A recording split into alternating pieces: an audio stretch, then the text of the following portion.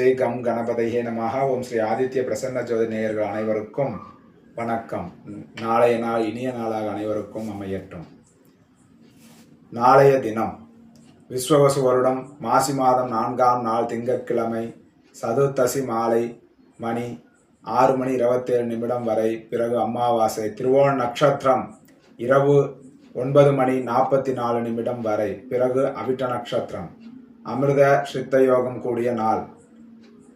நாளைய கிரக நிலை: மிதுனத்தில் குரு வக்ரகதியில் உள்ளார், சிம்மத்தில் கேது, மகரத்தில் சந்திரன் செவ்வாய், கும்பத்தில் சூரியன் புதன் சுக்கிரன் சனி ராகு ஆகிய 5 கிரகங்கள் ஒரே வீட்டில் சஞ்சாரம் செய்கிறார்கள். நாளைய ராசி பலன்கள்: மேசராசி.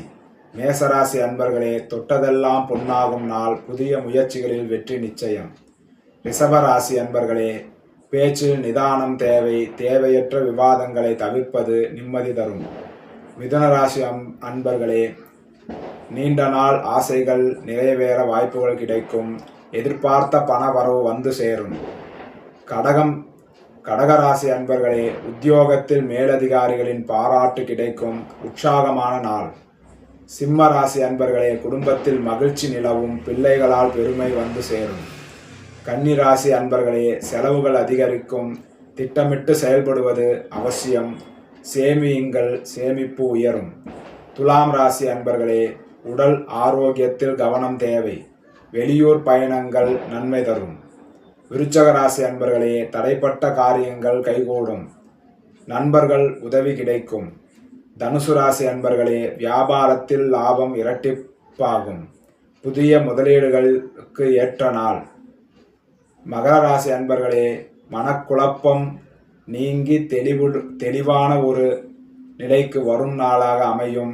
ஆன்மீகத்தில் ஈடுபாடு உண்டாகும். கும்பராசி அன்பர்களே, கொடுத்த கடன் வசூலாகும்.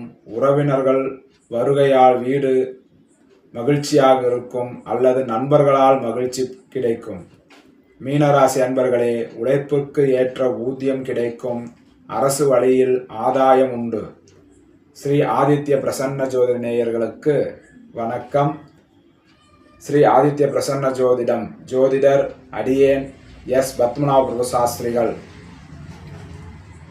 அடியேனை தொடர்பு கொள்ள முகவரி: ஸ்ரீ லட்சுமி இல்லம், 10/390, கணபதிப்பாளையம், வட்டமலை, கத்தேரி கிராமம், சங்ககிரி வட்டம், சேலம் மாவட்டம். செல்போன் 97 91 68 17 14.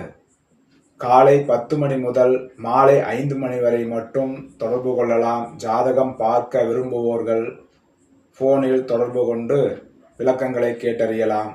நன்றி, வணக்கம்.